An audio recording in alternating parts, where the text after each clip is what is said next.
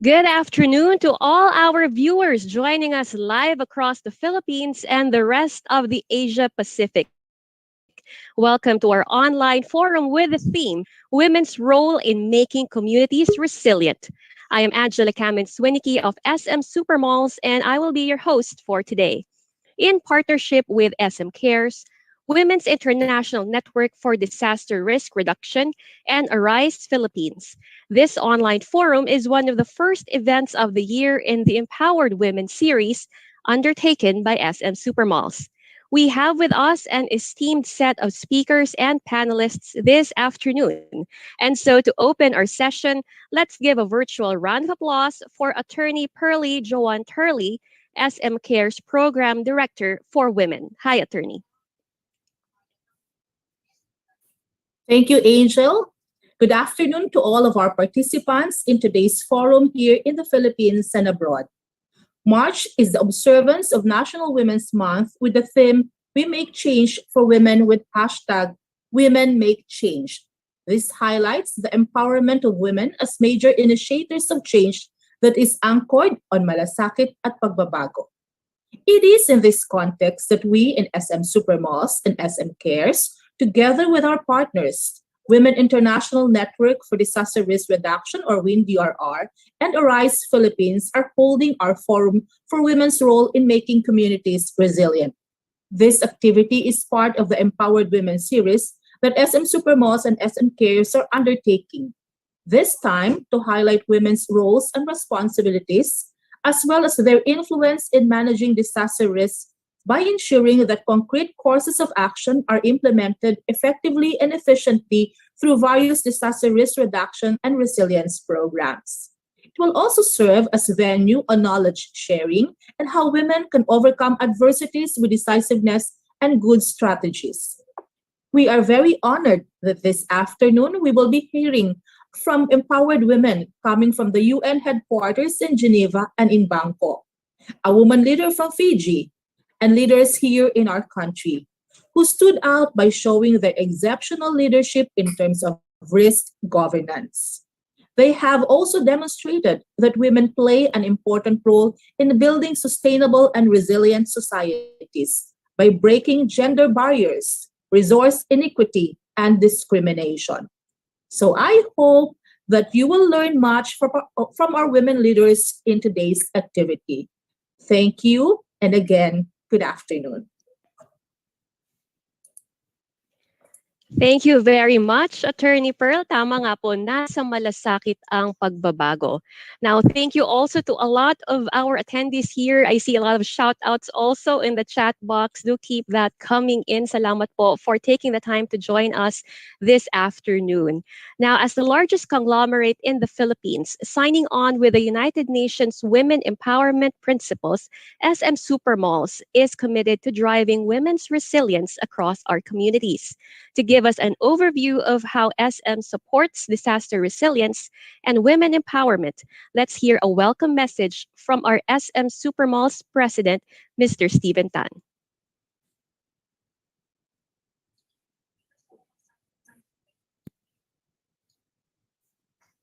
Good afternoon to all our guests, partners, and viewers with us here in the Philippines and abroad.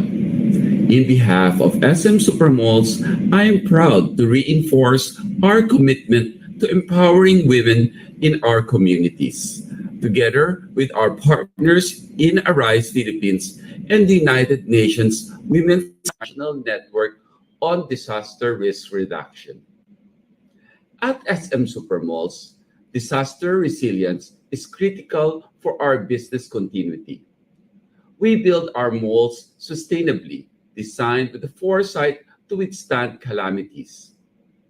This in turn allows us to continue serving our customers, especially in time of crisis. I'd like to think that our approach to empowering women is much the same. For decades, we have cultivated our talented women into the leaders they are today. There is no glass ceiling at SM, and our ladies who lead are not made of glass either. Be it natural disasters or managing the pandemic, our fearless females are not afraid to roll up their sleeves, drive change, and make things happen. Our women at work are ready to drive resilience in the communities we serve. It is our hope that an empowered and gender inclusive culture such as ours transcends across our communities. Through SM Cares, we lend our voice and reach in creating an environment that strengthens women across sectors, whether they are mothers, entrepreneurs, breast cancer survivors, and more. By signing on with the UN Empowerment Principles and continuing to sponsor the WINDRR Excellence Awards, we hope to magnify our impact across the Southeast Asian region too. I truly believe that the concept of women in resilience is more than a trend, and that empowering women is a commitment to sustain throughout the year. As we learn today from various women leading in resilience initiatives, may this spark in all of us the strength to overcome adversity and a renewed drive to create sustainable future for us all. Thank you.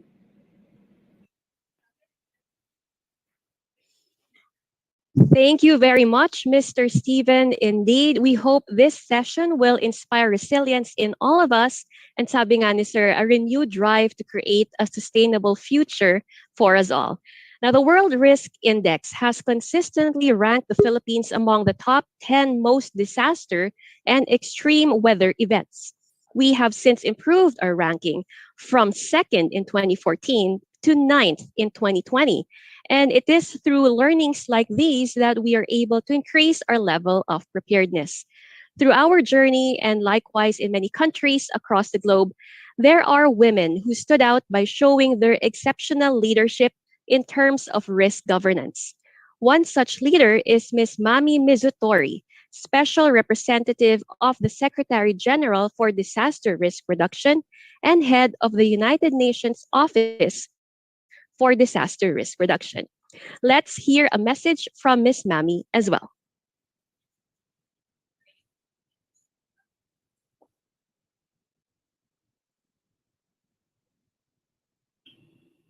Distinguished guests, it is my pleasure to address you in honor of National Women's Month.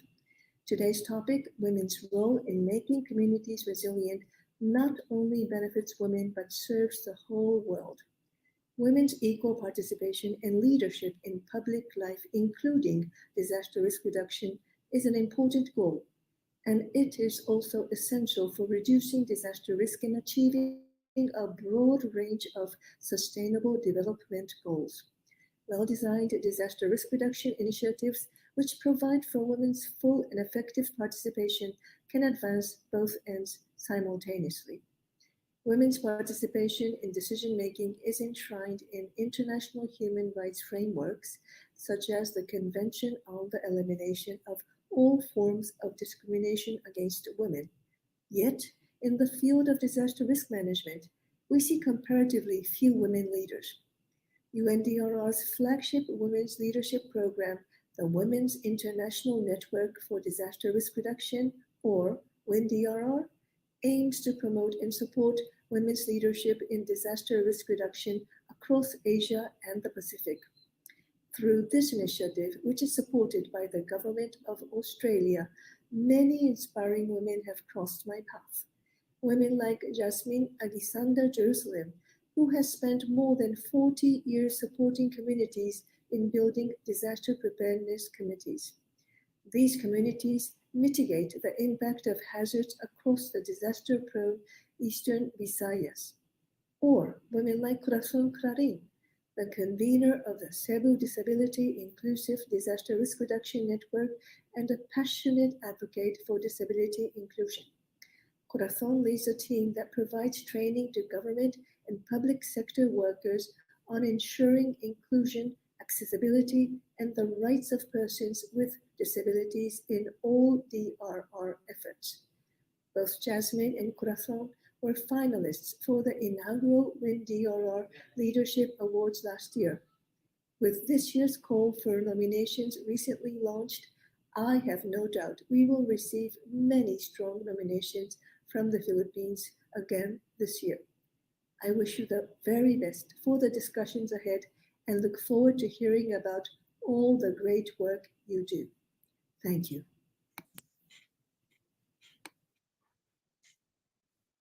Thank you very much, Miss Mammy, for your message. Indeed, women play an important role in building sustainable and resilient societies by breaking gender barriers, resource inequity, and discrimination. How are we making equality and inclusion an important pillar in government disaster risk initiatives? Let's get insights from our first presenter. She is the first female to be the director of the National Disaster Management Office in Fiji. She won the inaugural WIN-DRR Excellence Awards in 2021. She's also the founder of Fiji Youth and Young Professions in DRR and co-founder of the Vainanumi Project, which means thinking of others in English, promoting women's health, menstruation, hygiene. To talk to us about inclusivity and improved policies and laws in Fiji's disaster risk governance. Everyone, let us hear it from Ms. Basiti Soko.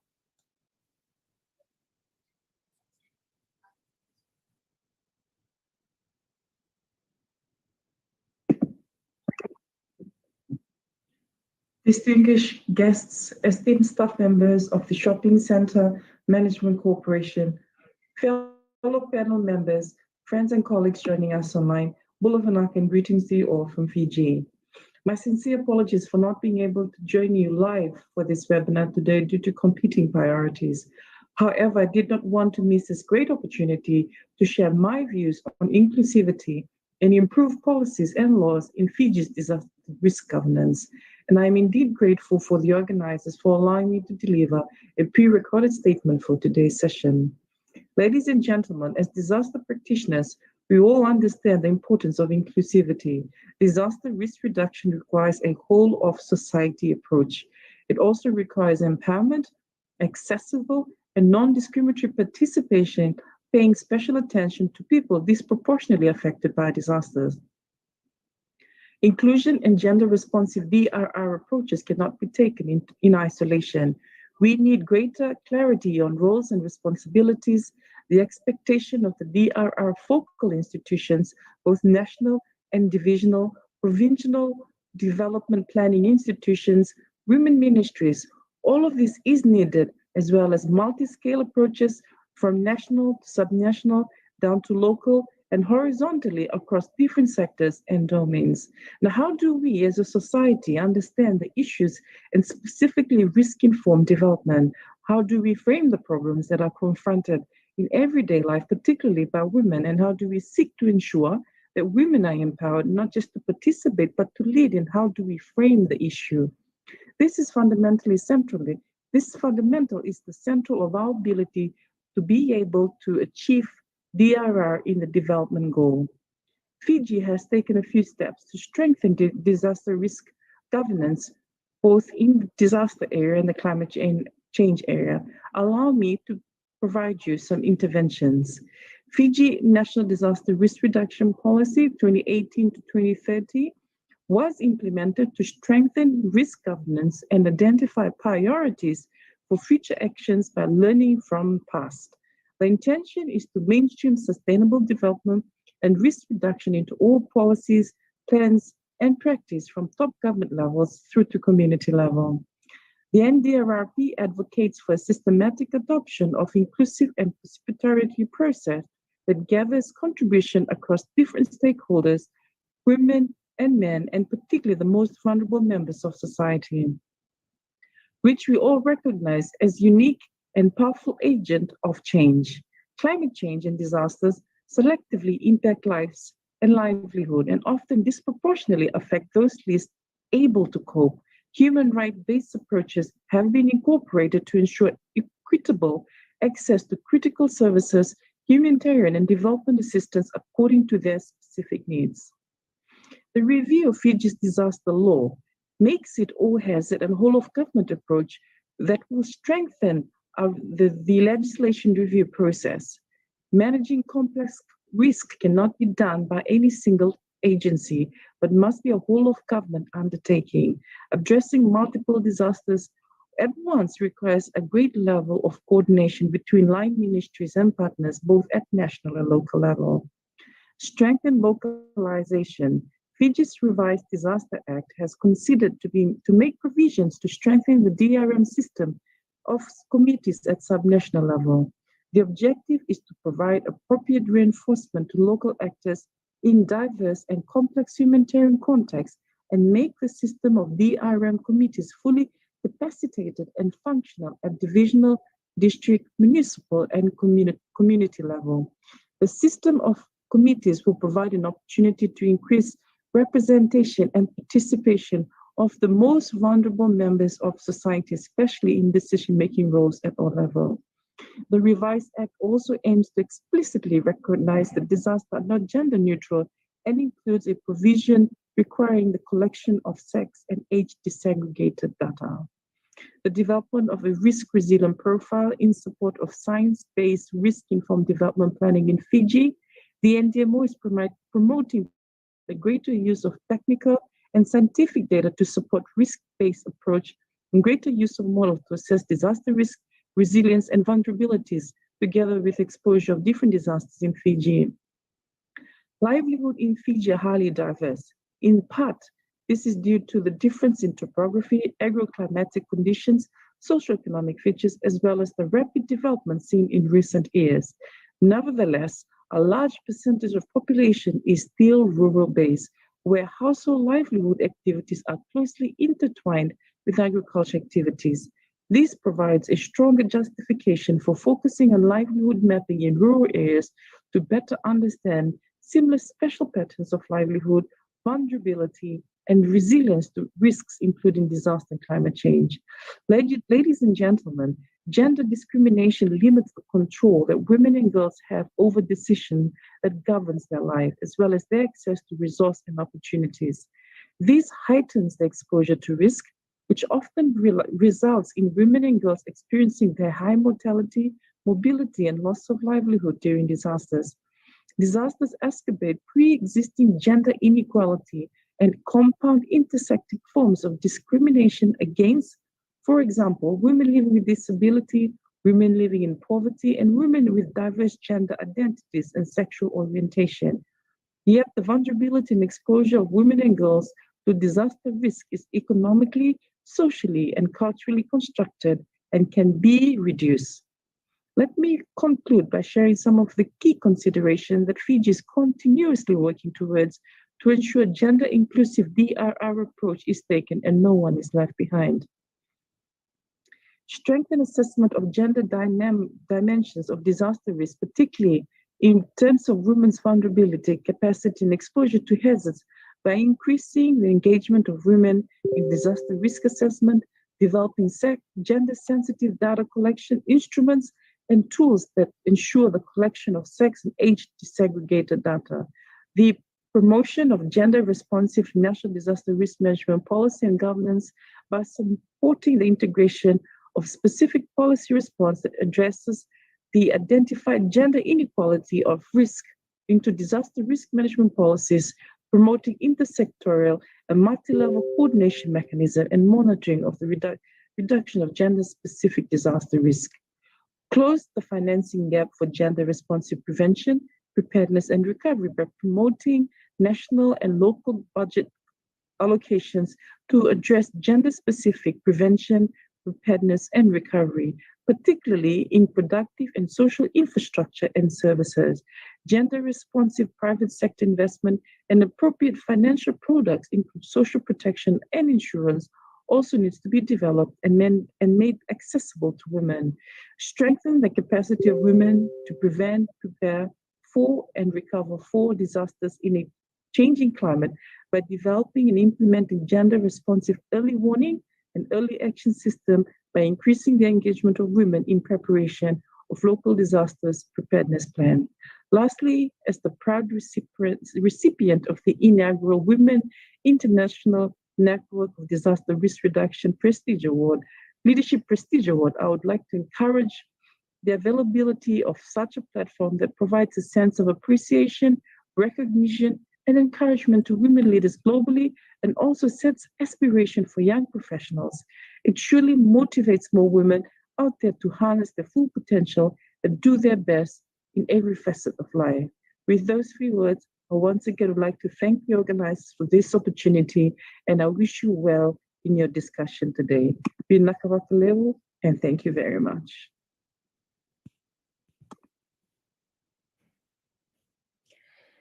Thank you once again, Ms. Basiti. So it's great how we are able to connect women leaders worldwide with technology. So thank you very much for sharing with us your journey with Fiji and a much deserved award as well with winning the Win DRR Leadership Award for 2021.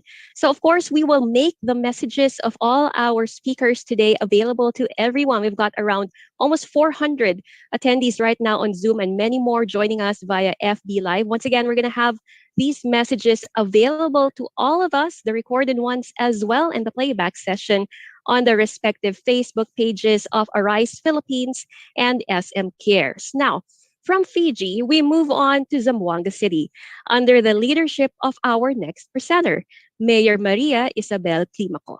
As a member of the House of Representatives in 2007, she championed RA 9710 or the Magna Carta of Women and was also the youngest and only female deputy speaker from Mindanao during the 15th Congress.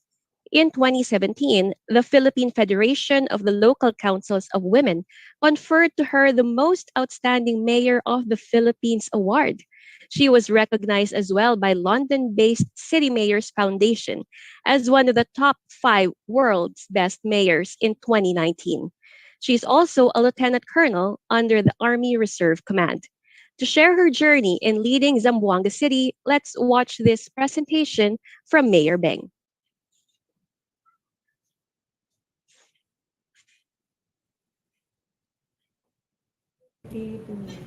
Paz de Dios y abrazo de Nuestra Señora la Virgen del Pilar y San José. Assalamu alaikum wa rahmatullahi wa barakatuh. Feliz mes de todas las mujeres. My grandmother, Isabel Cortez Climaco, was a suffragist who championed Filipino women's right to vote. I carried her legacy with the same passion when I was in Congress, where I championed Republic Act 9710 or the Magna Carta of Women, being one of the authors. As a woman in politics, I know that women are capable of leadership roles.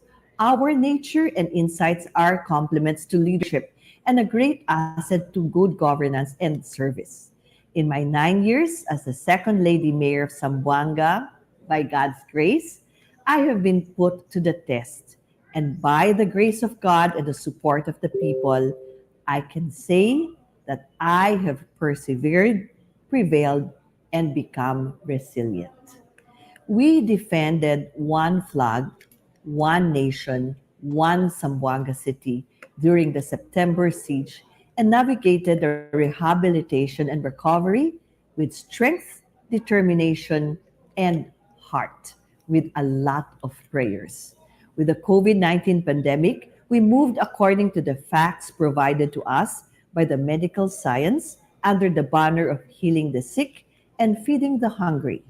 Disasters have a tendency to magnify the existing disparities in our society, and that includes the gender dimension. Women, children, our indigenous people are often made more vulnerable to exploitation and violence in times of disasters. This is why diversity and inclusivity in leadership, including disaster risk reduction and response, is extremely crucial towards building resiliency as a community and as a city. We need women and men working together towards resiliency. Systems cannot respond to values it cannot see or consider, and in being so, cannot adequately respond to the nuanced needs of women, children, and vulnerable populations. One of the highlights of our administration is having more women take the mantle of leadership in our local government. Currently, we have 7 women department heads, including our City Health Officer, Dr. Dulce Amor Miravite. who has been instrumental in handling the local COVID response since 2020. It is time to bring forward the resiliency agenda with women at the forefront. After all, it is we women who are the core of resilience in our homes. We are the heart that holds the family and the home together with the men. In closing, I would like to share with all of you, especially our young girls who might be listening, this lesson. Never ever apologize for being a woman. Never apologize for being a girl. People say that women are weak because they are ruled by emotions. I was ridiculed by so many when I expressed joy by dancing during the arrival of VP Lenny in Zamboanga City. But remember, emotions are not signs of weakness. They are our greatest strength. It allows us the empathy to connect and uplift people. God has turned my mourning from COVID into dancing. We rejoice, we celebrate, and are grateful. My femininity, my womanhood, my love for dance does not diminish my strength as a servant, as a leader, and as mayor of the city. I do not need to hide one or the other because I can be both and many more. As we celebrate National Women's Month, it is my greatest hope that you too will find your voice to say that ako ay isang babae, yo una mujer, and I can do anything with God's grace. Muchísimas gracias to SM and thank you for being part of our beautiful city of Zamboanga. Otra vez, feliz mes de todas las mujeres. Yes, women can lead. This is Mayor Ben Climaco, vaya con Dios a todos. Ayan, never apologize for being a woman, for celebrating, and for being grateful. Definitely something to remember from Mayor Beng. The examples of Fiji and Zamboanga City show how women are able to implement disaster risk reduction effectively and efficiently. Now, while Ms. Vasiti earlier shared with us how inclusion is a critical element of their government's disaster resilience initiatives, how are we also promoting gender equality in disaster risk reduction? You can ask this question and many more in our open forum later on. We have a Q&A button right there on our Zoom screen. You can type in your questions for our open forum later on for our panelists. Of course, our next presenter now is the UN Women Philippines Program Manager for We Empower Asia, a program promoting women's economic empowerment through private sector engagement, entrepreneurship, and adaptation implementation of women's empowerment principles at various levels. She is a development worker with over 20 years of experience focused mainly on advancing women's issues and causes. She was also a consultant to the Commission on Human Rights, Women's Gender Equality and Human Rights Center, working on gender-based violence observatory platform and gender justice advisor for Oxfam Philippines. To share more about gender equality in the promotion of disaster risk reduction and resilience, let's welcome Ms. Maria Roselyn Messina, Country Program Manager for the UN Women We Empower Asia Philippines. Hi, Ms. Len. Hello, Angel. Magandang hapon. Hello, everyone. Thank you for having me and the United Nations Women here in this very important conversation.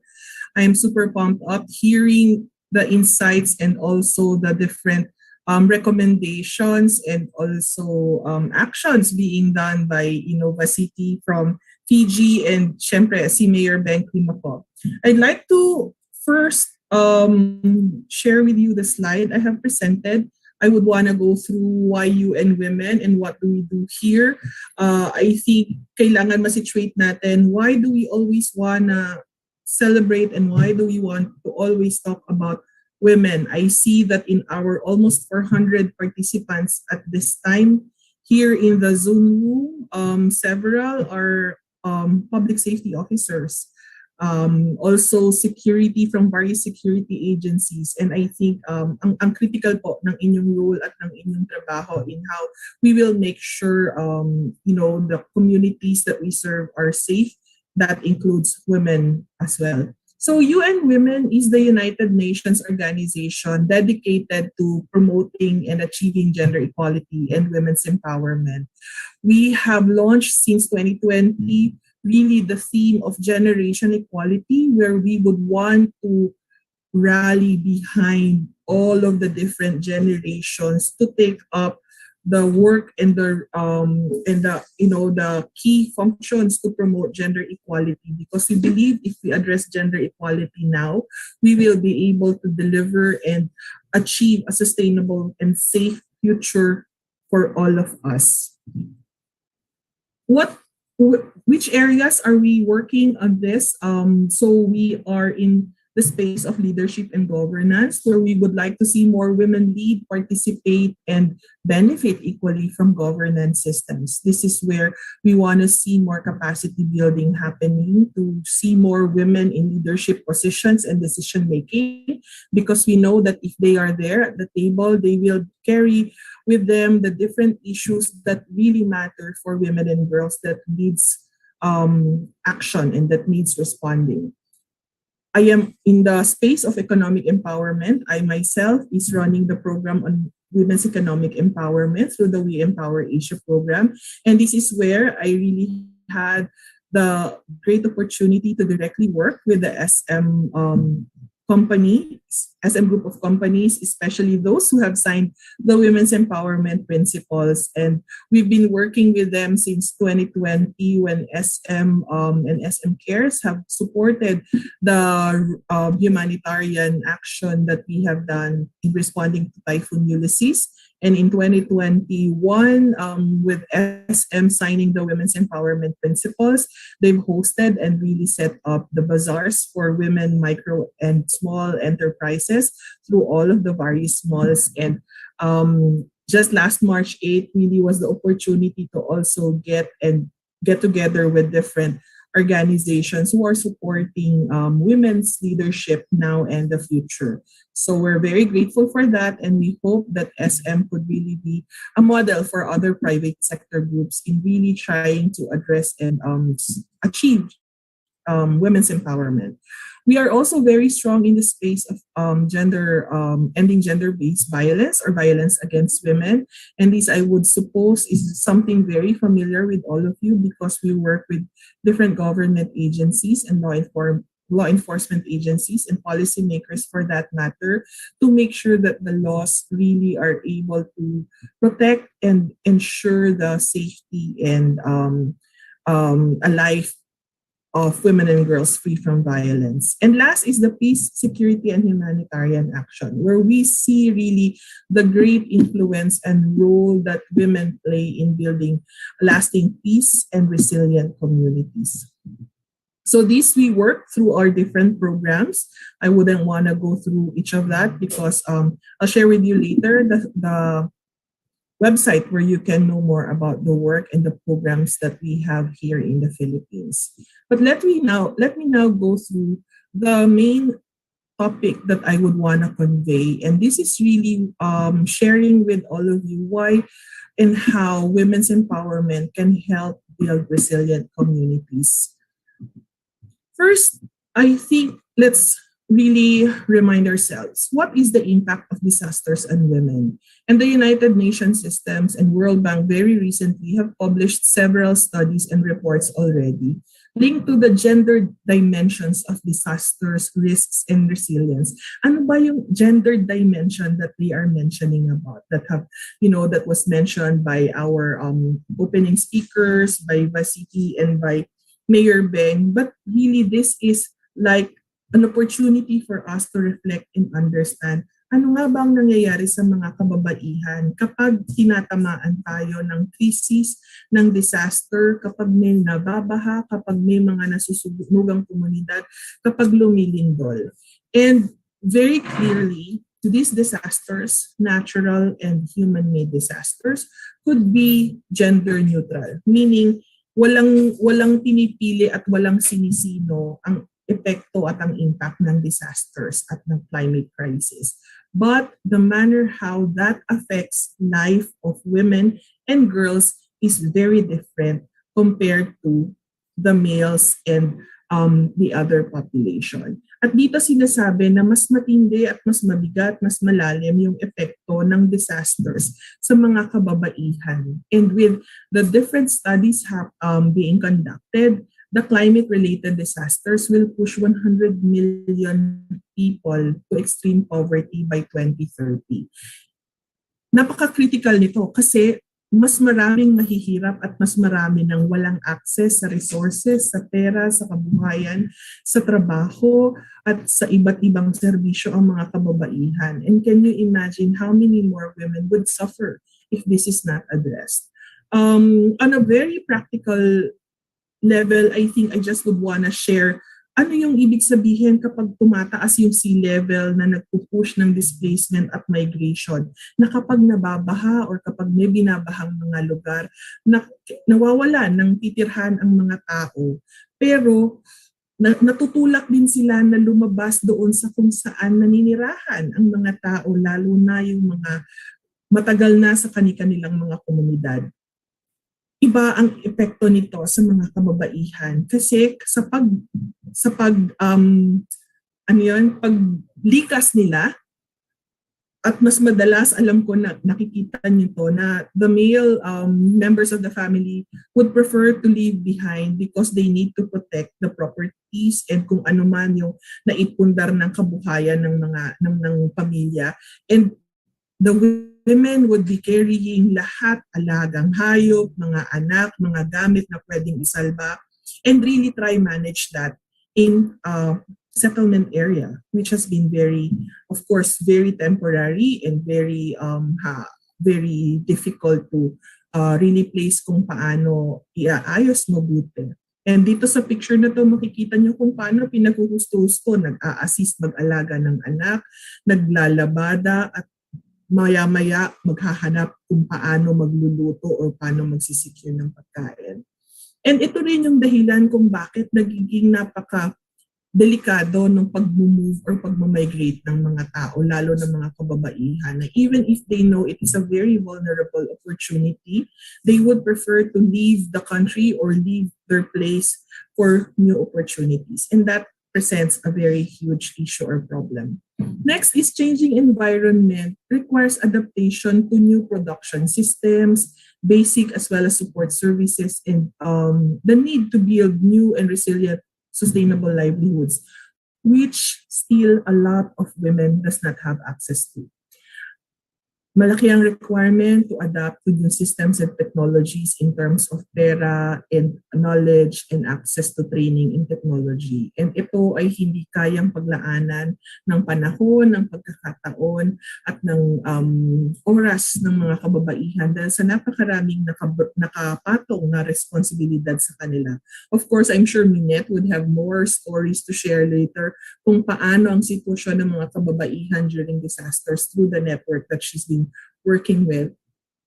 And last, kadugtong na sinasabi ko, more and more women and more time will be needed for care-related work. Dahil ang importante na kailangan palaging sinisiguro mo ang buhay at ang kaligtasan ng mga taong nasa iyong pangangalaga. And again, a lot of this really falls at the shoulder of women. There are very high and existing prevailing gender gaps. Na-mention na lahat ito ni Basiti. Una, walang maayos na datos for us to really know and understand ano nga bang difference talaga sa impact ng disaster sa babae at lalaki, and how we can really develop responsive actions and programming along this line. There's also very much a dearth or lack of knowledge sharing regarding critical information on the ground as well as in places where key decisions are made. And ang laking bagay din nito. kulang din ang enabling environment, meaning ang espasyo kung saan maaaring makapagbigay ng boses ang mga kababaihan upang ang kanilang totoong mga issue at concerns ay matutukan at matugunan. And madaming commitments na naririnig tayo kanina mula sa Sendai Framework, sa Sustainable Development Goals, sa pinirmahan nating mga commitments internationally, ang hanggang ngayon hinahanap natin kung ano yung importante at critical na actions that has to be there. And importante din na makita natin ang private sector partnerships and commitment to build resilient livelihoods and businesses. And this is where I really appreciate Arise Philippines' efforts to go and lead that effort.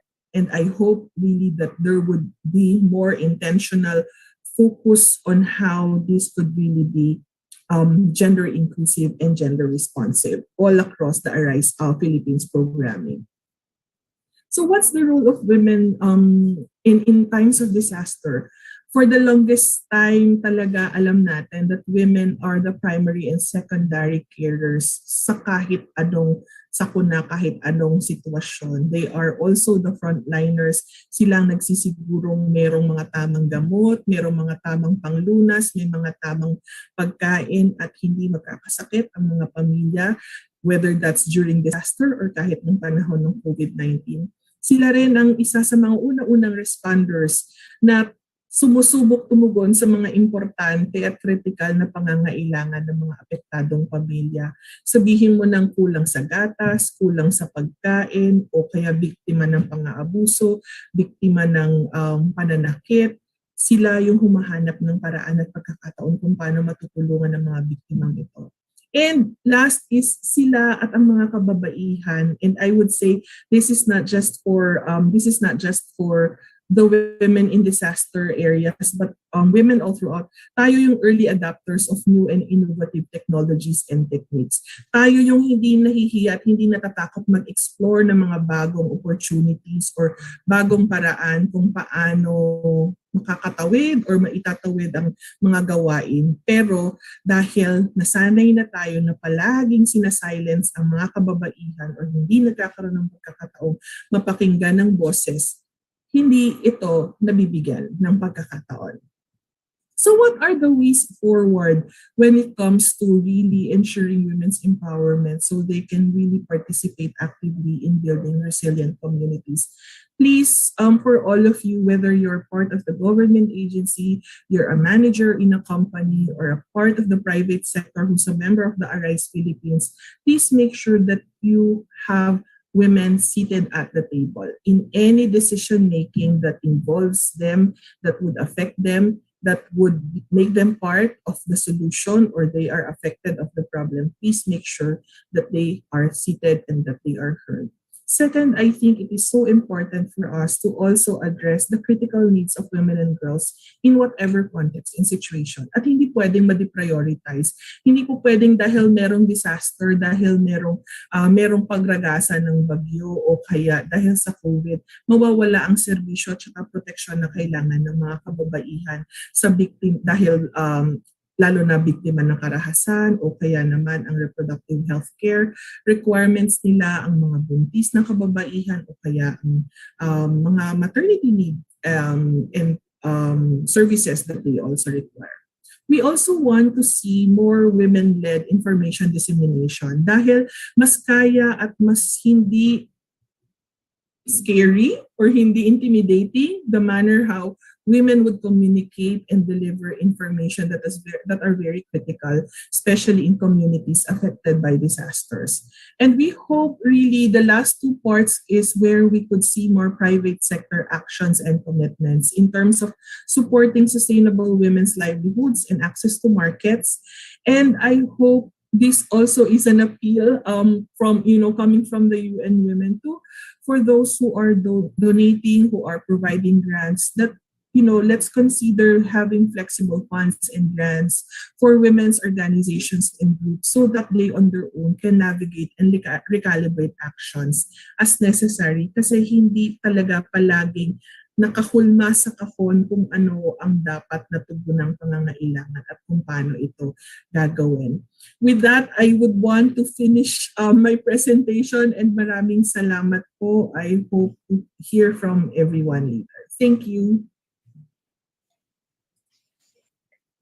Thank you very much for your presentation, Ms. Len, especially with recent geopolitical events. And then, of course, we even have natural disasters to look at. We've seen how much we need to empower women.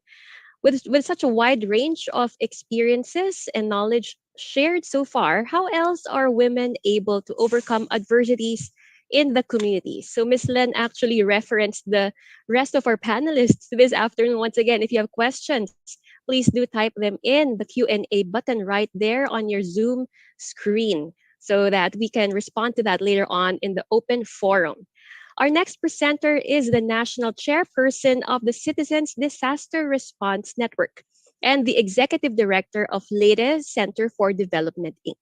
She is an international climate heroine awardee given by CARE Germany and winner of the UNDRR Win Women Leadership Awards last October, the only Filipina out of 153 women leader nominees from 22 countries in the Asia Pacific region. To share more about women led community based disaster risk reduction and management, let's give a virtual round of applause for our next presenter, Ms. Jasmine Agisanda Jerusalem, National Chairperson of the Citizens Disaster Response Network. Hi, Ms. Minette. Hi, everyone. Maing hapon from Palo, Leyte, where I am based now, where I'm in now. And happy International and National Women, all the awesome women out there and participating in this important webinar. Yeah, so salamat sa invitation. So can I have my first slide, please? I would like to share with you first about the context work. So I have been executive director of the Leyte Center for Development. We are a local NGO operating in Samar and Leyte, helping disaster survivors since 1988. So we're more than 30 years in this kind of work. Next, moving on, please.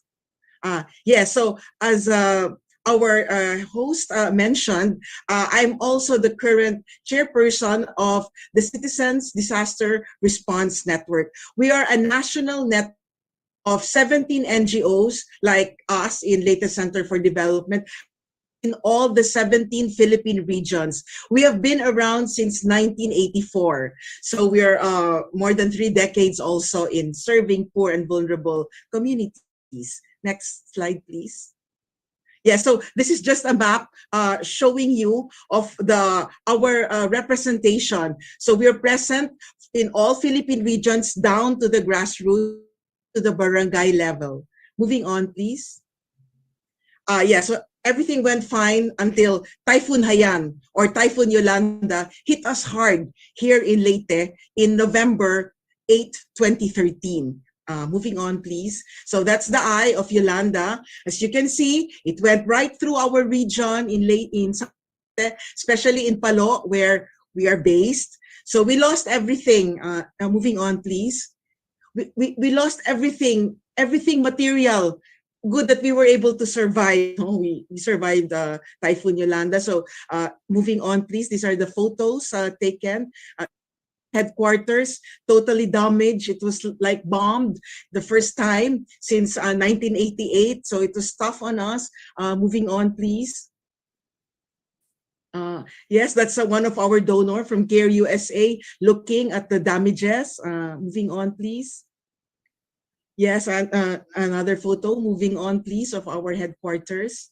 Yeah, so that's a photo of our first relief distribution, food distribution. You can see we were all broken. We didn't have any house, but we did our first distribution 3 days after, faster than the government response. Moving on, please.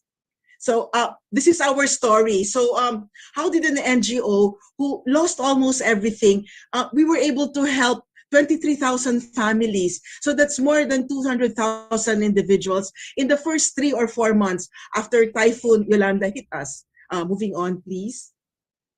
So first is commitment. So I will share as head of office, head of organization, that was the first time that I wanted to leave, to resign, pack my bags and leave. But I just couldn't do it because I knew many thousands of people in my region needed my help. So as a woman leader, I have been around, I have been in this job since I was 20 years old, and now I'm 41. So that makes 4 decades, 40 years in this work. But it was the time that I strengthened, I got the courage on because of commitment to serving the poor and vulnerable. Moving on, please. Yes, so we did also internal assessment on our capacities. We always do that when there is a disaster. Moving on, please. And then those are just photos of how we stocked our goods during Typhoon Yolanda. We didn't have any place. Third is what got us through is our established network. Being in this region for more than 20 years during Typhoon Yolanda, we already had established network of private sector organizations, community organizations, local government officials, and we had a firm grasp of the region. So even before Typhoon Yolanda hit us hard, we were already proposals 3 days before because we knew the livelihoods people in specific towns that would be hard hit by Typhoon Yolanda. The coconuts, the rice, we knew how many hectares because we had baseline data. No, so that's why we were able to respond fast. Moving on, please. Yeah, so those are just photos moving on of our relief operations 2-3 days after Typhoon Haiyan. And then, of course, the people's organizations that we supported with our DRR, disaster risk reduction programs in the past, came to our headquarters and helped us because they knew that we were hard hit. On, please. So those are moving on, please. Pictures of our relief operations. Then belonging to a national network was one of our value added and how we survived because before we did belong to, but it was only in Typhoon Yolanda that I really truly appreciated being part of a network because they came from other regions. They deployed people. They deployed vehicles. Helped us campaign for resources because we were so down, and what we could do is social preparation to be able to rise up from the disaster. So yes, it's important, and now we're expanding to international network because after the experience of Typhoon Yolanda, we can't do this with just one network. We have to expand locally and internationally. So we've expanded to private sector, to business, to the chambers of commerce, rising up from the Yolanda experience. So moving on, please. Those are just photos with our German donors 3 months after Yolanda, giving seeds to hard-hit areas, vegetable seeds. Moving on, please. These are part of our Yolanda response. We taught women. One of our vulnerable in communities are women and children. So we taught them how to get back on their feet through business planning for livelihoods. Moving on, please. A part of our relief operations. Moving on, please. And then shelter kit distribution after Yolanda. Moving on, please. Motorboat distribution still after Typhoon Yolanda. Moving on, please. This is important because this is the end of our development strategy. We since 1984, 85, and in 1988, where we were formed here in Leyte Center for Development, we applied the community-based disaster management strategy. It is a development strategy which aims to capacitate poor and vulnerable communities to be better prepared to meet the impacts of the disaster, to mitigate impacts. The essence of this is organizing and creating on disaster preparedness and risk reduction, and or also organizing women to be to empower women to make them aware of their rights and role in the community and even the country. No? So I will explain more later in slides later on. Moving on, please. So these are just photos of how we organize people in the communities.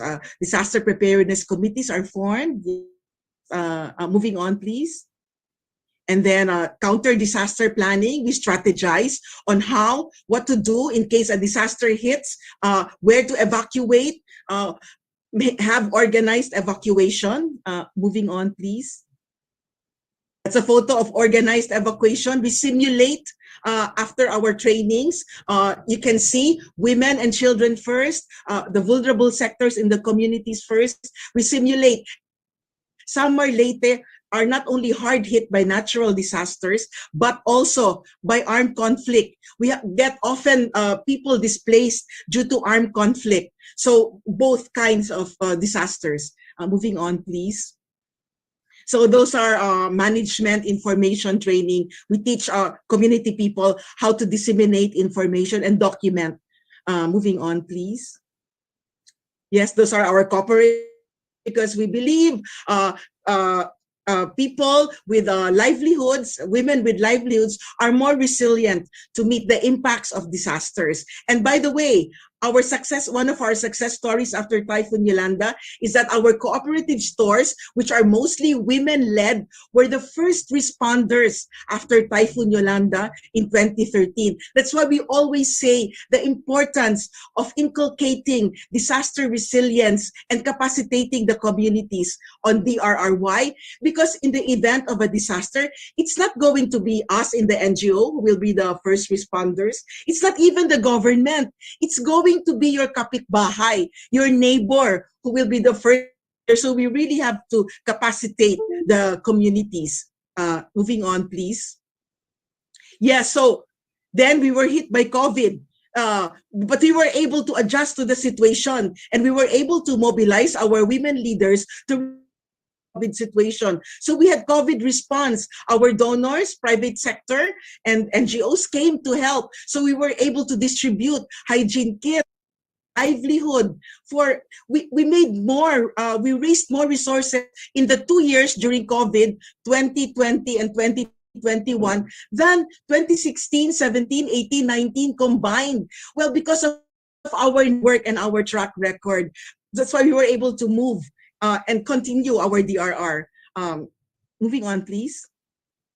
Yeah, so these are just part of our COVID-19 response. We supported livelihood initiatives. On the upper left-hand corner is Mayor Ann Petilla of Palo, where we are based. So we also donated to LGUs, not only for rural communities.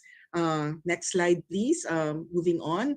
And through our project Increase is increasing disaster resilience in poor communities. We did this in Northern Samar, and we were able to help at least 370 poor rural women with livelihood. We gave 20,000 each, and we monitored and helped them, capacitated them on trainings to be able to have livelihood projects. Moving on, please. Yeah, so this is part of our, you can see in the slide, farmer women in a poor remote barangay of Northern Samar. We help them form an association of women. This is a communal farm planted with food crops, and we also have capacity building, teaching them about their rights, about their role in the community, and how to manage a livelihood project. And now we have many women associations who are registered with the government, with the DOLE, and they were able to access additional livelihood, calamansi, lemon seedlings, and other plants given by the Department of Agriculture, because they are organized. Next, please. Yeah, so this is our project Increase, where we help single-headed families, single-headed by rural women. Next, please. So waste forward. So as I said earlier, we have in disaster risk reduction, because it's your neighbor who will help you first. Moving. Next, please. Yeah, so we we also have to initiate more self-help food security initiatives, because communities that are food secure and have more healthcare programs are able to mitigate the impact of disasters. Moving on, please. The importance of a network, as I said earlier, in times of emergencies. Moving on, please. It's just a quote. Fear has two meanings. Forget everything. face everything and rise. Why? I say this because that's what we did after Yolanda. It's actually also for me and my team. This is what guided us. Next, please. Oh, those are the smiles of the children that we helped after Typhoon Odette, since Leyte was also hard hit by Typhoon Odette. So in essence, what am I saying? The important thing is to make women aware about their rights, about their important role in the communities and in the country. And to be able to do that, there has to be an organizational expression. They have to be organized in women's associations. Those are the two most essential in my more than 40 years of experience. Making women aware of their rights, an important role. And second, organizing them, that they have collective effort and feel a bonding. I tell you, in my more than 40 years, when you make women aware, the organizing just spreads like wildfire in the rural areas, but also in the urban, more so in the rural areas because they're poorer. And the challenge in the rural areas where I've worked in is that the feudal culture is more prevalent, where women are treated as second class. But in the past 30 years, I'm happy to have lived and saw the indicators are more women in leadership positions, being a chairperson of a women association in the barangay. They have more say in decision making, especially when you give them livelihood, because they have their own money. They earn their own money and are not dependent on their men folk anymore. And also in our organization, in the Citizens Disaster Response Network, we are 17 members in the Philippines. In the 17, 14 out of 17 are women like me. So even in our network, we are women-led. And it can be done if only you are aware. So as Ms. Lenlen was saying earlier, how can women have ensured seat at the table, address critical needs, promoting information, and the rest by making women critical and educated about their role so that they will be organized. Otherwise, you cannot mobilize them. And in parting, I would like to say, being a woman leader is challenging. You have to know how to wield unity in your team. You have to be able to motivate. It's not more theoretical, but on the job, you have to motivate your team and your organization members. I've been trying to do that for many decades. I'm still so imperfect, but I'm trying my best because I believe that in this life, we only pass this life once. You have to choose the most meaningful career. And the most meaningful career is helping the poor and vulnerable. It won't matter if you are beautiful or rich. No, what will matter is every act of compassion, kindness, courage, self-sacrifice, selflessness that made people's lives better because of what you did. Thank you very much. Daghang salamat for your time listening to me. Ayan, daghang salamat po, Miss Minette, for your insightful presentation. Very inspiring, and it's amazing how far we've come in driving women-led community resilience, not just in Leyte, but nationwide as well, with the guidance of the Citizens Disaster Response Network. So thank you once again. Miss Minette will be joining us live on the open forum later on. So again, if you have questions, do just send them in the Q&A button right there on the screen. So, women like Miss Minette and the rest of our speakers today are just some of the many fearless females we have who create change through their decisiveness and good strategies. To share more about how we are recognizing women's leadership in disaster risk reduction and resilience initiatives, let's hear a message from Ms. Branwen Miller, WIN-DRR Program Manager and UN-DRR Gender Advisor.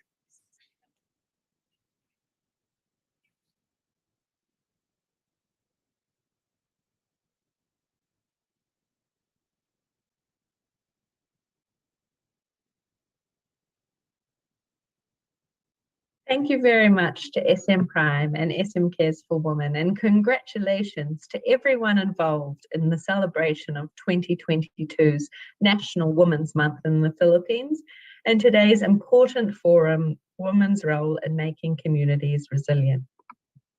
My name's Bramwyn Miller. I'm the Gender Advisor for the United Nations Office for Disaster Risk Reduction, UNDRR, and the Program Manager for the Women's International Network for Disaster Risk Reduction, WINDRR, and it's my absolute pleasure to be with you today.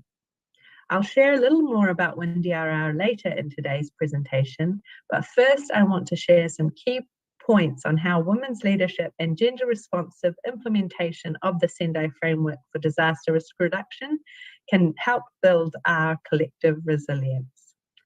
Gender inequality coupled with climate and environmental crises is the greatest sustainable development challenge of our time. In the past 20 years, climate-related disasters have almost doubled, exacerbating inequalities within and between countries.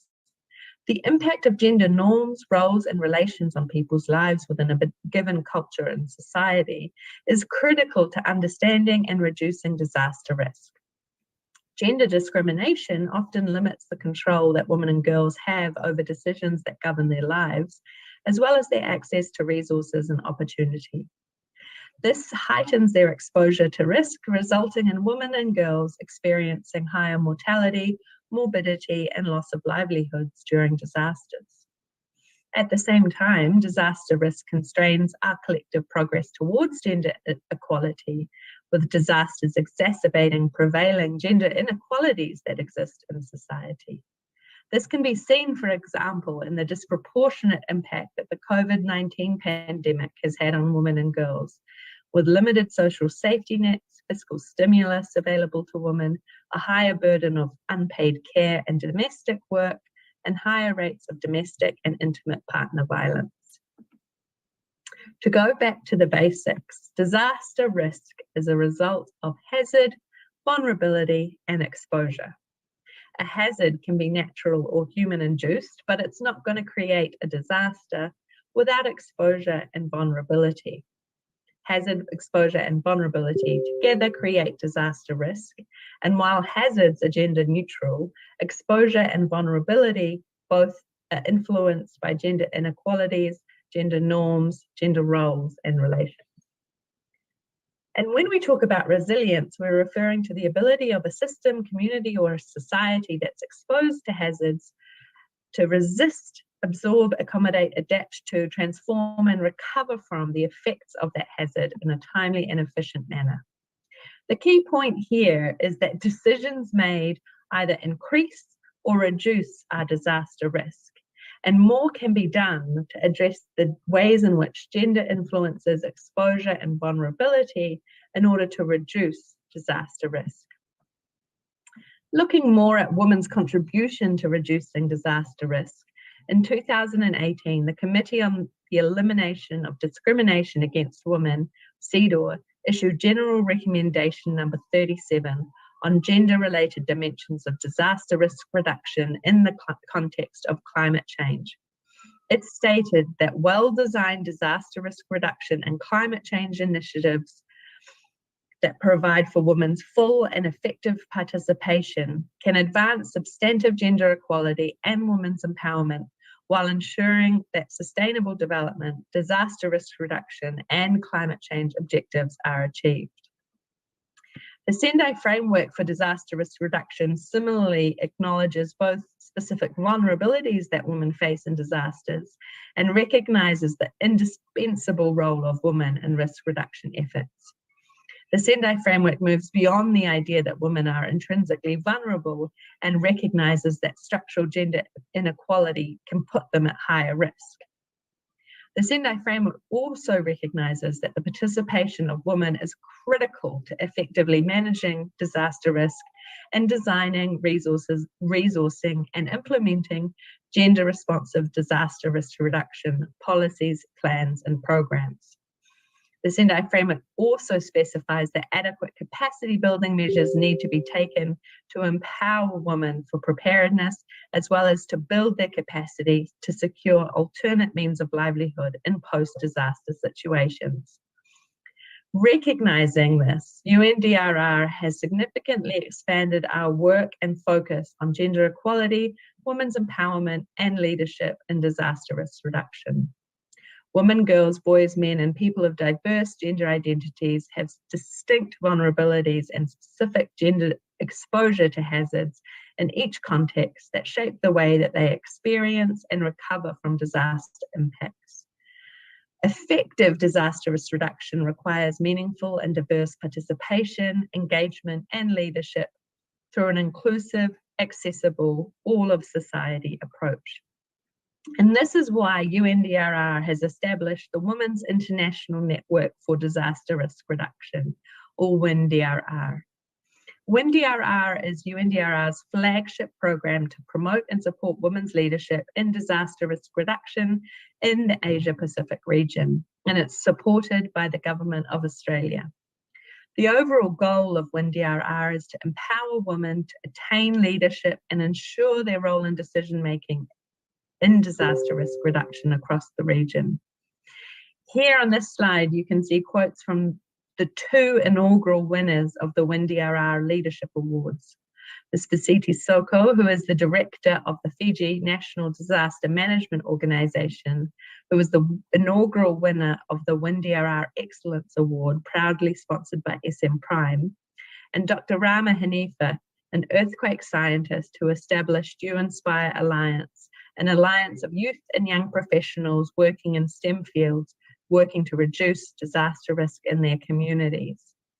These were the two inaugural winners of the WINDRR Leadership Awards last year. And we really hope that with the launch of the call for nominations for this year's awards, we will have many excellent nominations of other women leaders. We received exceptional nominations from the Philippines last year, with 3 incredible finalists from the Philippines. And I hope that that will be the same again this year. There are 4 key components of WINDRR.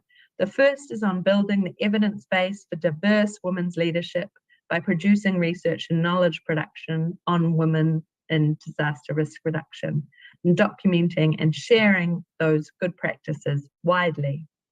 The second is around strengthening leadership capacities by providing leadership and professional support to women working in disaster risk reduction, including supporting mentorship and peer-to-peer support programs.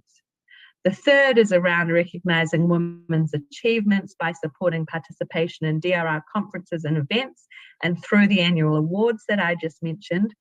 This year, the awards will be presented in a high-level event during the Asia Pacific Ministerial Conference in Brisbane, Australia, in September. I encourage you to nominate inspiring women you know for the awards.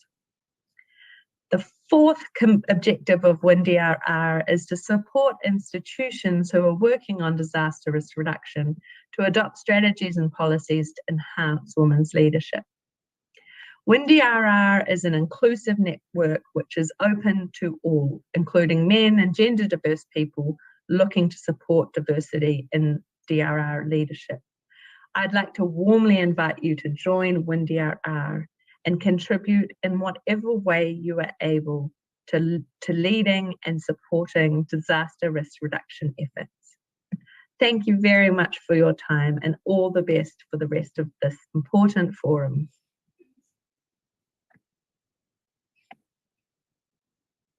Thank you very much, Ms. Branwen, for sharing with us how women are being duly recognized for their disaster risk reduction efforts. We're looking forward to more nominations, not just in the Philippines, but for the rest of the Asia Pacific. So we've had several presenters today who have enlightened us on best practices on driving inclusion for women in disaster resilience initiatives and how women themselves have mobilized successful programs. We are joined by nearly 500 attendees here on Zoom, as well as with our viewing parties on FB Live. I'm sure with all that we have learned so far, we have some questions as well for our attendees. And now we're moving on to our open forum segment. So, of course, Miss Len Messina of the UN Women We Empower Asia Philippines, unfortunately, was called on for a different cause. Alam mo naman tayong mga babae always ready to go and answer the call. But let me call back here Attorney Pearly Turley of SM Cares, Miss Minette Agisanda Jerusalem of the Citizens Disaster Response Network, and let me introduce another panelist with us, Miss Maria Teresita Tata Medado, PhD, board member of Arise Philippines and president of Asia Pacific College. Good afternoon, ladies. Ayan, so yeah, lots of amazing, fearless females that we have here. And also, of course, joining us with our attendees. No? Again, from FB Live, Zoom, marami din pong mga iba pang social media platforms. Ayan, and there are a lot of virtual rounds of applause from our attendees right here. Thank you so much for the support. Okay, so we're going to deepen a lot more of the learning that we have shared for the past hour or so with a few more questions. And we did ask some questions from various sectors from our attendees. So I'm going to start off with those. And once again, to our attendees right here, if you do have questions that you want to send in live, the Q&A button is right there. You can send that in. So let's begin. Ready na po ba kayo? Ayan, always ready. Okay, so um, let's start off with a question here for Miss Minette. No, Miss Minette, you mentioned that a big part of the success also with establishing disaster risk reduction and also supporting women was the role of the community. You even mentioned na minsan nga ang kapitbahay mo pa, ang neighbor mo ang unang tutulong sa iyo. So, based on your experience, what are the best strategies to ensure a successful and active participation of community members in implementing disaster risk reduction initiatives? Yes, thank you for that very important question, Miss Angela. So, in our many years' experience, the first thing is to create awareness, education and awareness on disaster preparedness and DRR. After you make people, community people aware, you organize disaster preparedness committees as the organizational expression of that knowledge and skills on DRR. It's the same thing for organizing women.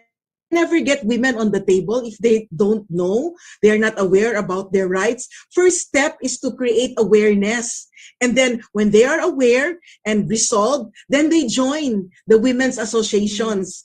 So as I always say, organizing and awareness raising is the key, because that was also how I got involved in this. I was organized and I was made aware about my rights and about the situation. That's why 41 years later, I'm still in this job because of the continuing education, on the job training. And as I always say, I learned more after university than during school. I'm not saying that school isn't important. It's also important. But I learned more in the field, working with peasant women, working with worker women and fisher folk women. I learned more. You learn more in the community. So that's the first step. And then, as I said, when once women are made aware about their rights, you can organize. It goes like wildfire. No? They will share with their family, with their friends. And I saw that in the communities I worked in. And now we have many women associations all over this region and in other regions as well, in our other members of CDRN. Yes, Okay. thank you. Thank you very much, Miss Minette. So again, that's awareness, then organization. So I think, Miss Minette, we can add to that based on your 41 years of experience. Maybe immersion is also an important factor, no, in really getting women involved, the rest of the communities involved as well. But you did mention that first and foremost is awareness. And I think the next question is would be best for Miss Tata. Miss Tata, even Miss Len mentioned herself that women-led information dissemination is also very important. Now, apart from being a board member of Arise Philippines, you're also president of Asia Pacific College. So, what do you think as a female leader in the education system we have to do to make sure that we're able to promote resilience in our communities and really make women and a lot more members of the community aware of these advocacies as well? Yeah. Hi. Thank you for asking that question. But before I do answer that, I'm really amazed of Minette's presence here today. And I will tell you in one sentence, Minette is the kind of person we want to produce in academia. Thank you, Minette. Thank you so much. There are a lot of newness in Asia Pacific College coming from the SM group as well. And I think the innovation that we have started, all right, is really partly the immersion of our students in about everything they do at APC.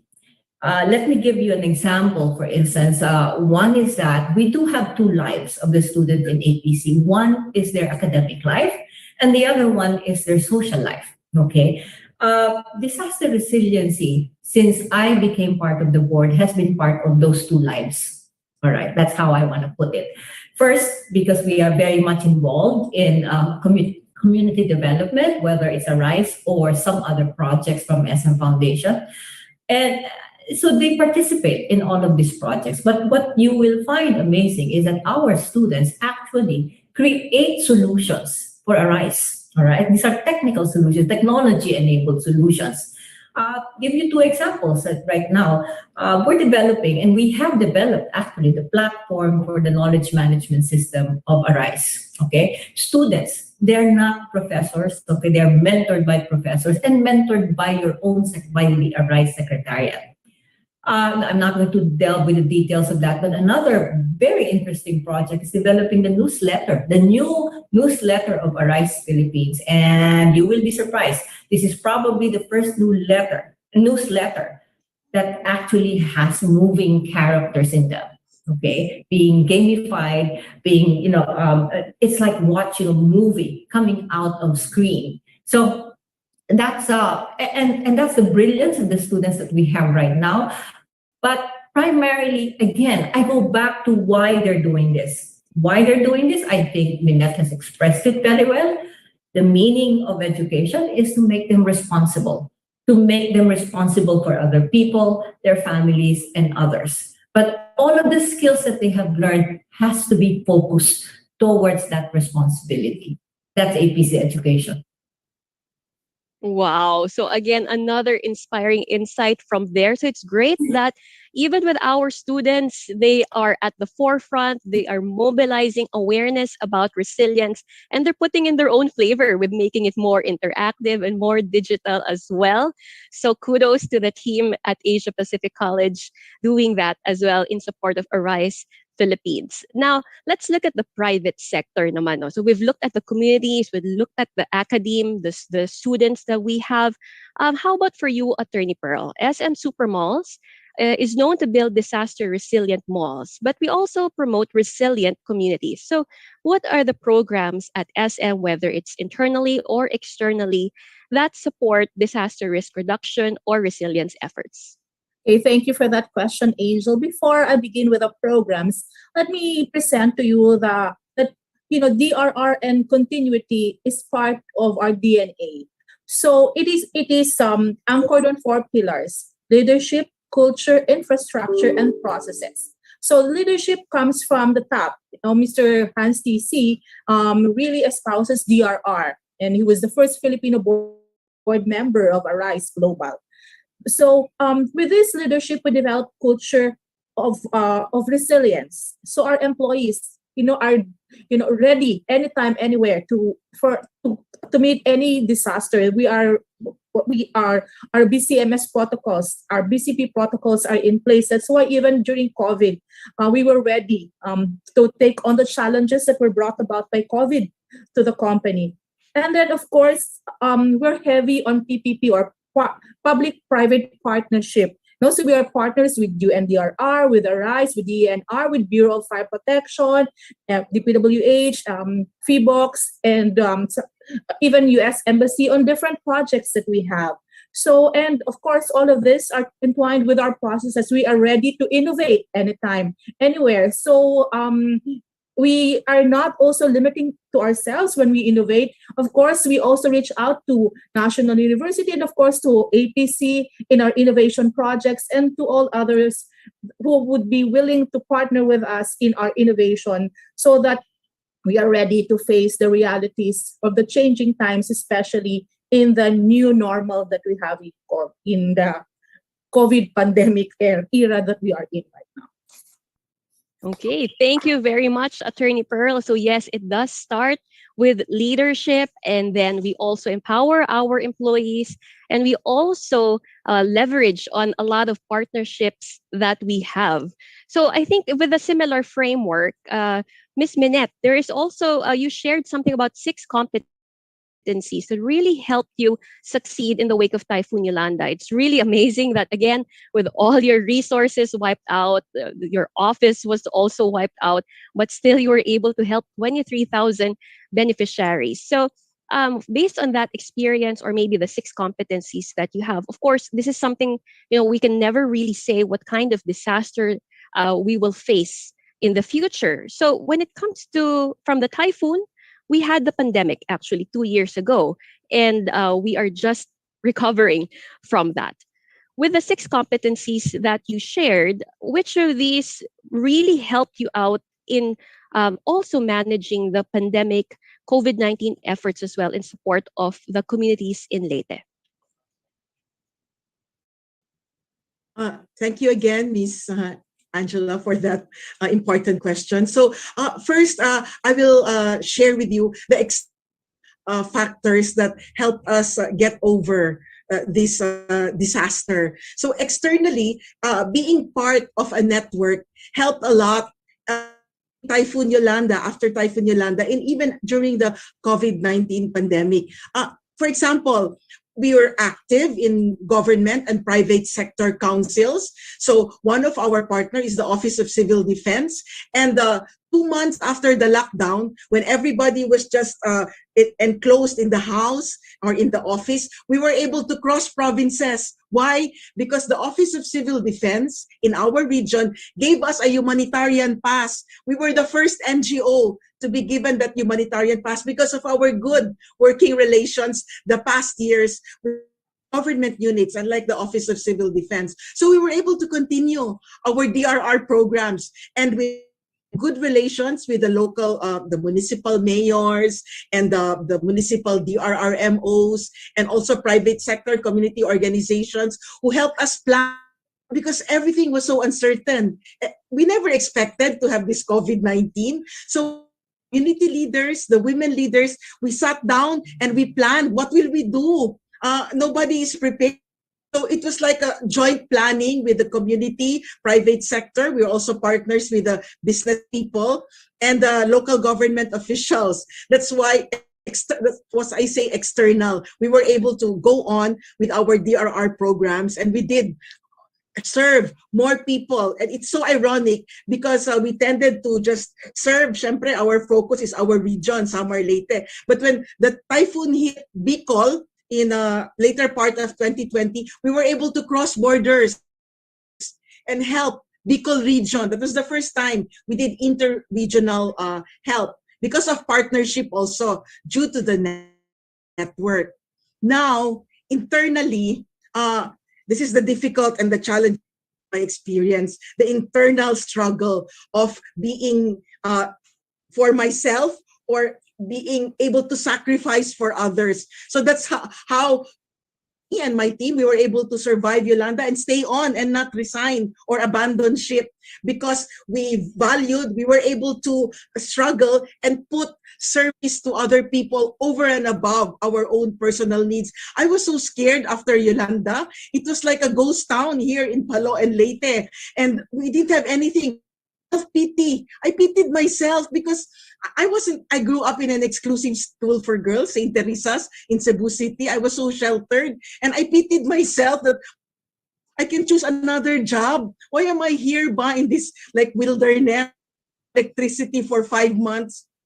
But even then, still, the desire to be of service, I kept on speaking engagements in the community, in Japan. But that was part of my healing and also my team. One important lesson I learned is you just go on serving, part of the healing process, because we didn't only lose materially, but we were and emotionally so affected by what happened. We've lost friends, we lost relatives, but that was what got me through. I just went on helping people. And when I saw in the community people who had no options, worse off than me, I felt so blessed and that I could do this. And by the mercy of God, no one of us got sick. There was no hospital open here for 3 months in Tacloban, Palo. We didn't get sick, not even a fever or a cold. But we kept on working day and night, just generators. But we did that, and I think there was really divine mercy, and really internally, I say the challenge really is internally to get over and above your selfish interests and serve. My family was angry at me, especially those in America. They were saying, Minette, the heroes are dead. Don't be a hero. You go back na lang when it's normal. But I said, I can't, because this is the time that I'm needed. People, I cannot abandon, and I cannot face my grandchildren in the future. Your Lola abandoned at the time I was needed. I can't do that. And now I'm proud to tell my grandchildren that I did a job, even it was so difficult. I'm sorry. Thank you. Wow, thank you so much, Miss Minette. I think one of the best things that we've picked up so far with what Miss Minette shared is that, especially as leaders in resilience, it's not just about us driving change, moving projects, and mobilizing them. A big part of that is also our personal resilience, our personal leadership in really staying on for the cause and just really seeing things through. So, very inspiring sharing from Miss Minette right there. I think one of the things also that is common, especially with being at the forefront when it comes to disasters, when it comes to the pandemic, is really a heart for service. And I think in this light, I'd like to ask a question for Attorney Pearl, because at the same time, just as much as a lot of our organizations stood on really being there, serving our communities, SM Supermalls was much the same. So while we were always business as usual, regardless of the pandemic, right? So especially in serving a lot of the customers, whether online or whether they went on site to our malls. So how were we also able to support our people in being resilient throughout this experience, and also making sure that we continue serving the customers that we have? Okay, remember, since 1985, the COVID pandemic was the first time that, our malls were closed since we were opened in 1985. Fortunately, it is part of our DNA that we are very much aware of business continuity, of resiliency, and of course, malasakit. No, it's really part of our DNA of SM Supermalls, employees, management, and even our agency personnel. So even before the government said that there would be an emergency quarantine community, ECQ, we were already prepared as early as February. We already met up with the different stakeholders and say that in the event that there would be such lockdown, we termed that before as lockdown, we have to push for our business continuity. So even our employees were already given masks and mga vitamins and etc. So we were prepared for that. No, so when COVID hit us, everyone innovated, right? So our SM Life app was, it became the communication channel to reach out to employees. So, and that, not only that, SM through SM Foundation, we donated so much to the different hospitals and different efforts of government to combat COVID. Of course, we also took care of our tenants. We waived rentals. And of course, we took care of our employees. In the height of pandemic, we were given our salaries, and we would like to thank management for that. No, and health and medical supplies were also given. So, sinasabi nga in SM, we've got it all. We also have the heart to serve, and syempre, we are always ready to help the government, no, in nation building, and of course, moving forward to really be part of how we recover from all of this disaster brought about by COVID. Ayan. So thank you very much, Attorney Pearl. Again, no, the theme talaga is really the heart for service, because that is what will make us even more resilient, that sense of purpose with what we have to do for the communities that we serve. So I think with this, the pandemic, we are now in alert level 1, but now disasters, a lot of events worldwide, never ending po yan, di ba? And we'll never really know what's the next disaster that will strike. So this question goes to Ms. Tata and Attorney Ms. Minette. You can also add in later on.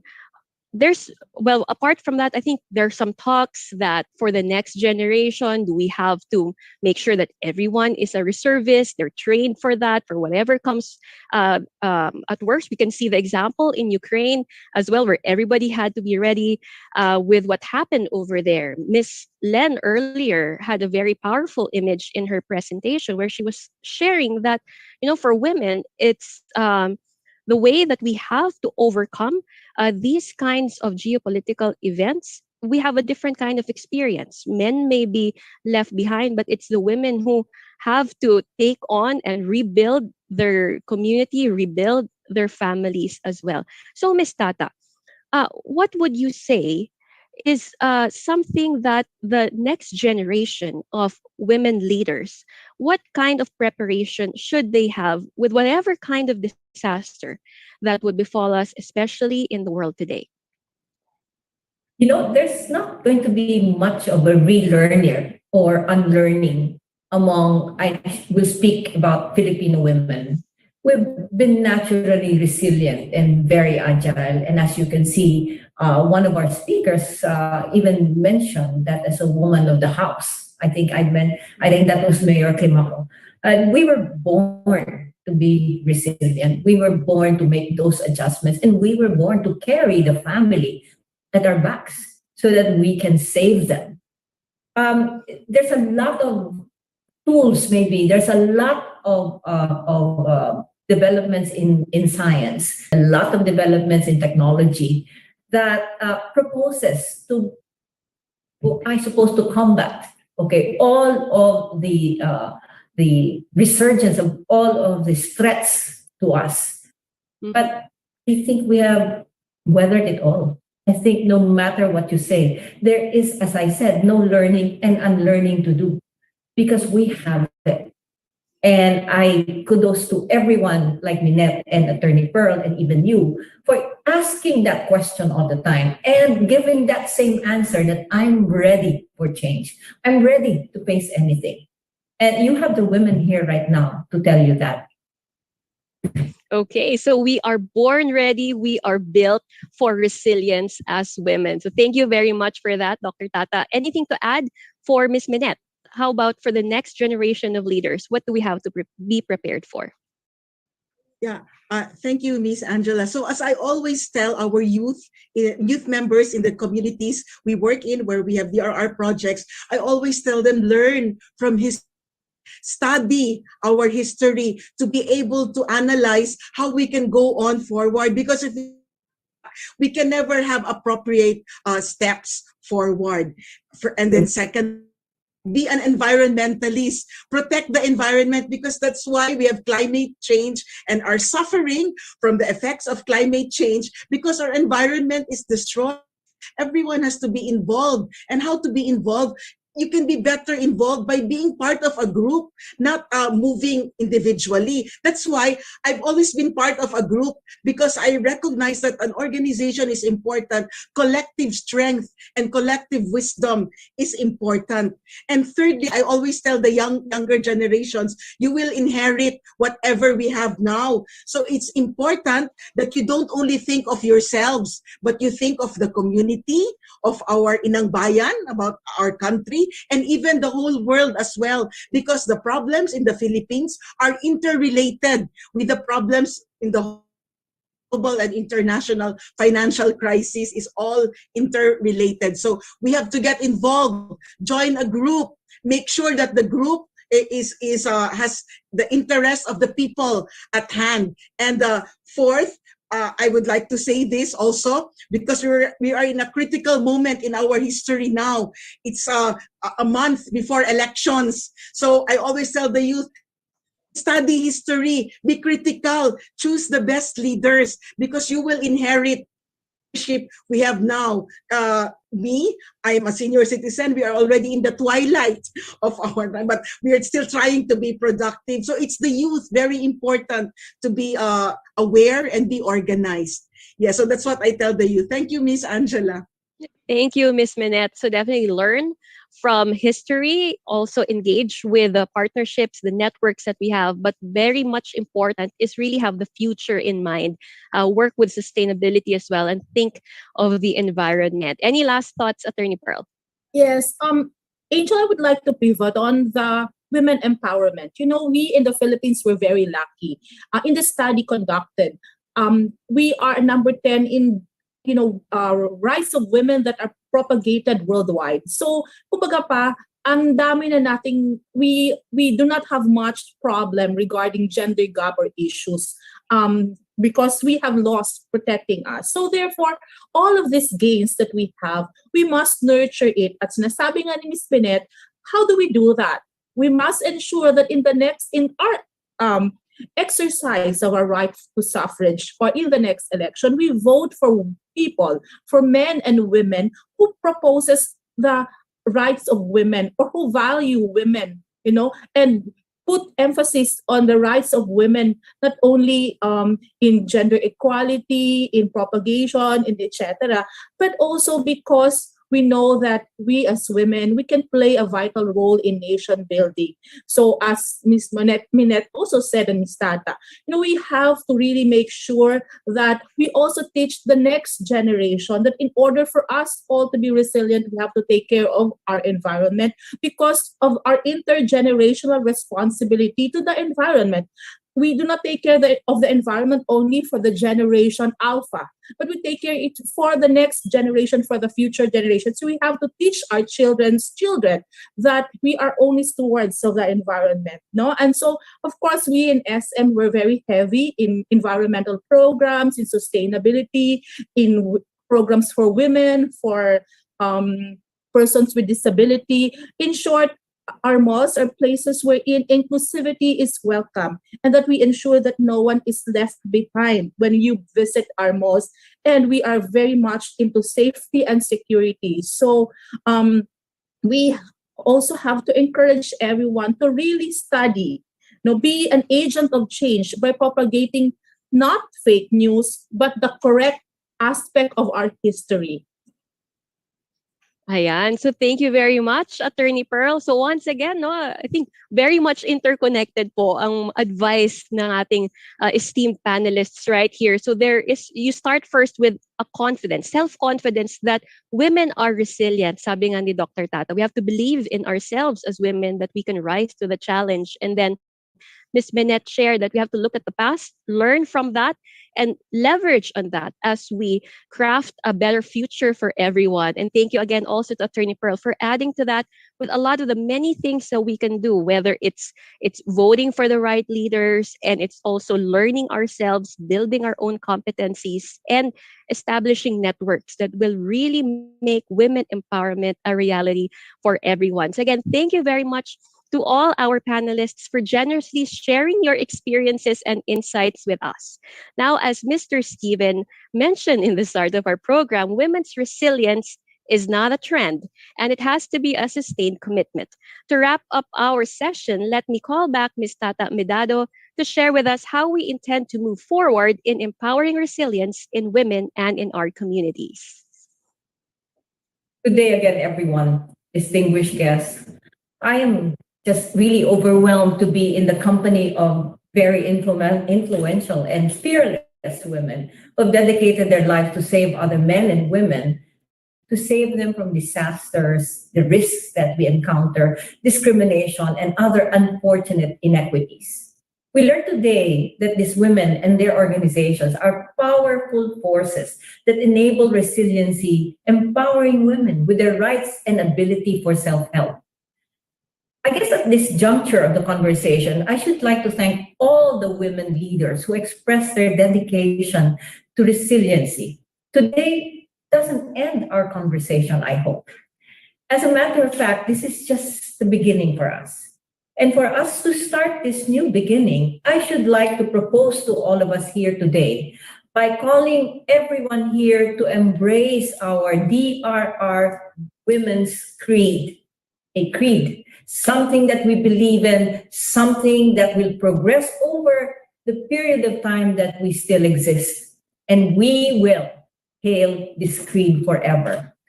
And that is for all of us here today to declare our resolve to take that leap, LEAP, towards enabling women to take up strategic roles in making communities resilient. And we vow to do that. I hope everyone is embracing this creed. And I will literally spell this out to you, literally. Lead in policy making, program development, and implementation. Leadership that has been shown to us by Mami Wusitori, Special Representative, the Secretary General of Disaster Risk Reduction in the United Nations Office, and the head of UNDRR. She posed a challenge for women leadership. She, being a leader herself, is a fitting example of our aspirations today. Women's equal participation in leadership in public life, including disaster risk reduction, is an important role, essential in reduction risk mitigation and broad range of sustainable development goals. On the other hand, Mayor Climaco, Mayor of Zamboanga, promotes leadership of women in policy making by appointing more women in executive positions. They are dependable, and as she says, we have the heart. Branwen Miller, Program Manager of WIN-DRR, reminds us of the strategic goal of the Sendai Framework for Disaster Risk Reduction.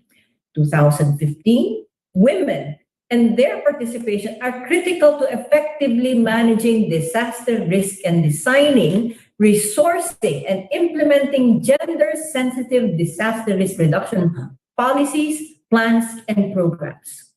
The UNDRR encapsulates the aspiration to lead through the establishment of WIN-DRR, with the goal of empowering women to attain leadership and enhance their role in decision-making in disaster risk reduction in Asia-Pacific region, supported by the Government of Australia. Not to forget, Lenlen Messina, Program Manager of UN Women Philippines.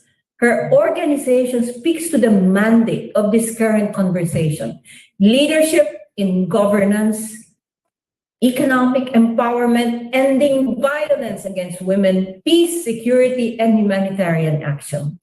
Theirs is more than just an advocacy. This is about, as Lenlen says, translating commitment to clear action. To make this leap is to empower the target communities. And therefore, your letter E, spelling it out, empowerment. Empowering the vulnerable communities and people. All resource persons express aspiration for women empowerment. For example, Basiti Soko, Director, National Disaster Management Organization in Fiji, expressed inclusivity in disaster risk reduction and empowerment of women in DRR programs of the government across both in vertical and horizontal public service domains. She gave them a voice through women ministries. Equitable access to services is Fiji's battle cry to alleviate cultural discrimination and enhance productivity to rebuild opportunities after disaster. LEAP. The A in LEAP is act. Act now. Action on the ground. Notably, Minette Aguisanda, Jerusalem, Minette, a good friend of mine now, National Chairperson, the Citizens Disaster Response Network, is a fitting example of action in the face of disaster. She relates their experience in disaster response of non-government and development-oriented organization for citizen-based disaster response and sustainable community development. A network of 16 disaster management and social development agencies from Luzon, Visayas, and Mindanao responding to Typhoon Haiyan, Yolanda, devastating several thousand of families after the onslaught of the destruction. These united communities prove that shared commitment of an established network with people's organizations, support, and other national networks of DRR is indeed the formula for risk reduction. And finally, today is an opportunity to praise our P in LEAP, the heroes of the disaster risk reduction. We also came together today to praise the women who gained recognition of their leadership. More leaders from the Philippines is our challenge today. We are called upon that challenge. But we are celebrating today Vasiti Soko, our hero that we celebrated, and Nuraima Rama Hanifa, as well as Jasmine and Corazon, who have proven to be our own beacons in leading DRR. Our hope is that more women come to fore as leaders and exemplars in disaster risk reduction. We express today our pride and hope that your influence will reach the young women who admires you and follow your lead. Together with Mami Wizitori, we hope to celebrate more women achievers and leaders in disaster risk reduction. To SM Cares, Attorney Pearl Turley, SM Supermalls, Mr. Simon Tan, President, and Arise Philippines, your commitment and dedication to the cause, your influence in disaster relief and reduction is not only another exemplar of corporate social responsibility, but more so, SM is about saving mankind. That is your SM. Thank you very much and have a good day, everyone. Ladies and gentlemen, from here on, let's take this leap of faith. Thank you. Ayan. Thank you very much, Dr. Tata. Tama nga naman, no? SM equals saving mankind. We commit to take that leap and we look forward to the next milestones in empowering women and recognizing women leaders in our resilience initiatives. So thank you to all our panelists for our open forum earlier on. Of course, to all our presenters, Ms. Mami, Ms. Vasiti, Mayor Beng, Ms. Len, Ms. Minette, of course, Doc Tata, Attorney Pearl as well. And of course, thank you to all our partners. Ang dami po. And again, lots of rounds of applause here on the chat box. We've got a lot of organizations here with us. The Bureau of Fire and Protection. We've got the Neo Property Management Corp, Management Association of the Philippines, PFPA, a lot of the schools, and many, many more organizations, companies, and partners who joined us this afternoon. Thank you also, of course, to our organizers, SM Cares, the Women's International Network for Disaster Risk Reduction, and Arise Philippines. Salamat po sa inyong lahat. And thank you to all our attendees for joining us. I know we went a little bit over time, but thank you for joining and really enriching this experience and learning from such an amazing set of women leaders. Do let us know your feedback via the survey code flash on the screen. And by the way, if you would like an e-certificate of your attendance for today's session, please also access the same link so that we can send that back over to you. In case you missed some of the earlier messages this afternoon, you can access that. We will upload that on the Facebook pages of Arise Philippines and SM Care. So do watch out for that. Once again, this has been Angela Kamins-Winicki of SM Supermalls, wishing you an awesome afternoon ahead. Salamat po.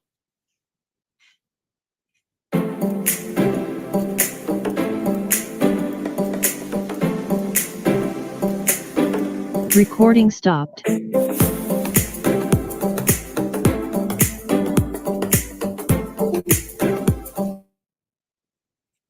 Thank you, everyone.